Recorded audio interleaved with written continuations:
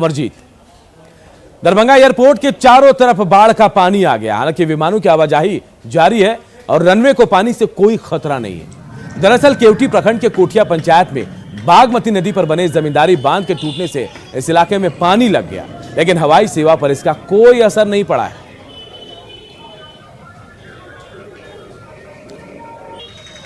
और आनंद अमृतराज हमारे साथ सीधे इस खबर पर जुड़े हुए हैं। आनंद का रुख करेंगे। आनंद, पानी पहुंच चुका है एयरपोर्ट पर, लेकिन रनवे पर इसका कोई खतरा नहीं है। क्या विमानों का परिचालन पर इसका असर पड़ेगा, ऐसा लग रहा है? क्योंकि आगे बारिश हुई तो पानी वहां पहुंच सकता है।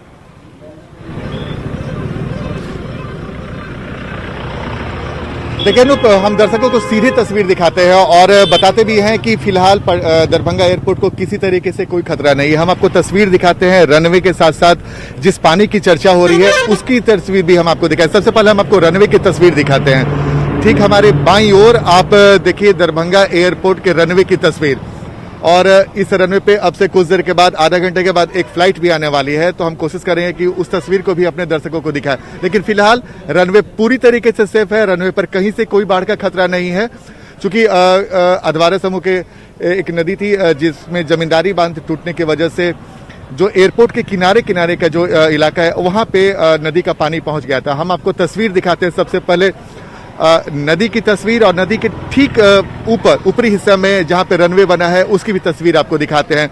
इस तस्वीर के माध्यम से आप समझ सकते हैं कि जिस तस्वीर के बहाने हम आपको बताने की कोशिश कर रहे हैं कि फिलहाल दरभंगा रनवे पूरी तरीके से सेफ है। यहाँ पे लगातार विमानों का आवागमन चल रहा है और एक बाउंड्री आपको नजर आ रहा होगा, एक बाउंड्री नजर आ रहा होगा। ठीक बाउंड्री के उस तरफ रनवे है और बाउंड्री से सटे हुए नदी के पानी जो है वो गुजर रही है। तो जाहिर सी बात है अभी फिलहाल ऐसे खतरे की बात कोई नहीं है। आनंद, अगर आने वाले वक्त में बारिश होती है, जैसे अमूमन बरसात में बारिश होती है, तो क्या उसके बाद पानी का खतरा बन सकता है रनवे पर? क्या ऐसी स्थिति बन सकती है अगर ज्यादा बरसात हो तो?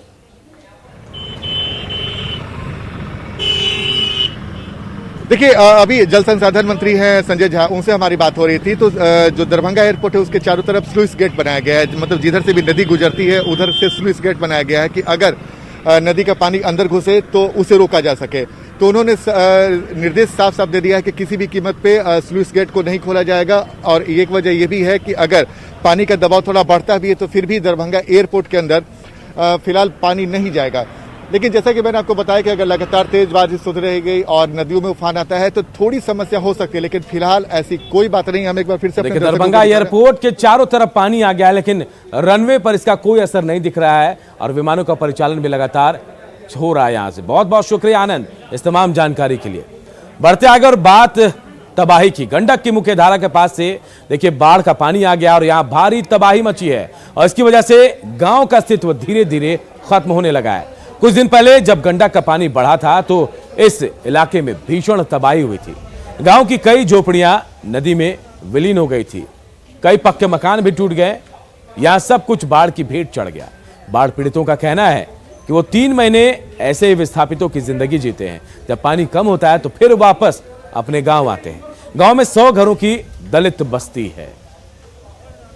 अभी हम जादवपुर दुकान पंचायत के मेहंदिया गांव में हैं और आप देखेंगे कि मेहंदिया गांव के पास जो गंडक की जो मुख्य धारा है वो इधर लौट के आई है और उसकी वजह से जो गंडक का पानी कम हुआ है, लेकिन उसका साइड इफेक्ट दिखने को मिल रहा है।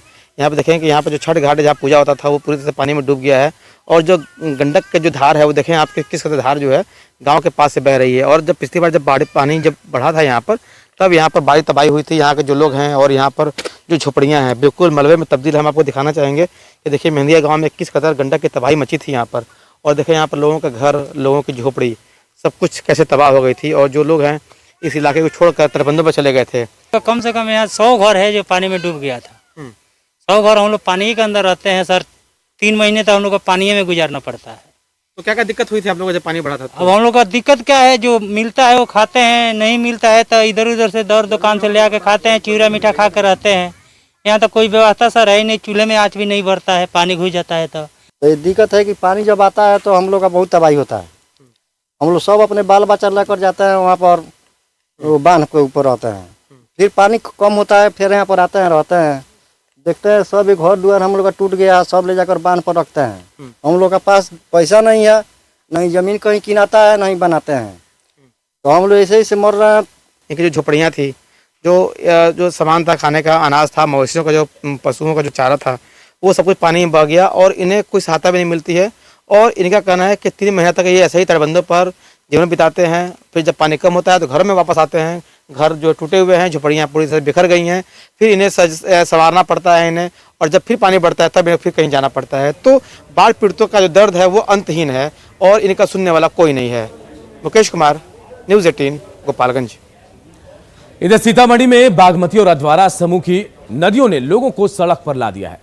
रुन्नी सैदपुर प्रखंड के रुन्नी सैदपुर गांव में एक बड़ी आबादी रेलवे ट्रैक के किनारे रहने को मजबूर है। करीब 15 दिनों से ये लोग यहां पर रह रहे हैं, लेकिन इनकी सुध लेने वाला कोई नहीं पहुंचा। देखिए हमारे सहयोगी राकेश रंजन की रिपोर्ट।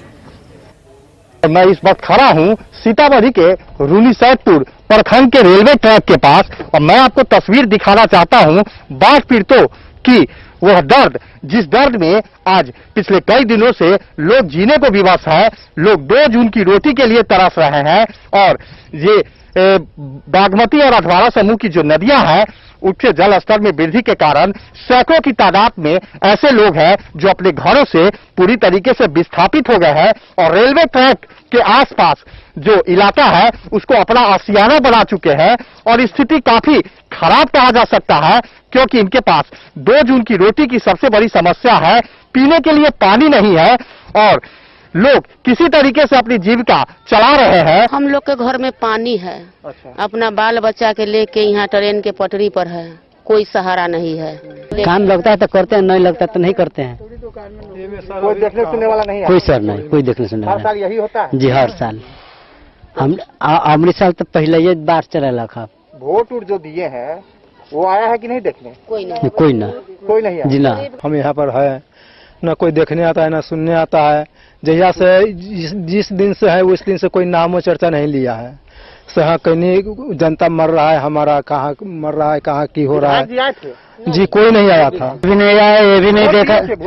जब वोट नहीं दिए तो विधायक जी जीता कैसे? आखिर वोट दिए जब भी विधायक जी जीता। लेकिन ये तो नहीं देखा से हमको जनता कैसा है, नहीं है, पानी में डूब रहा है कि मर रहा है। राकेश रंजन, न्यूज़ 18, सीतामढ़ी।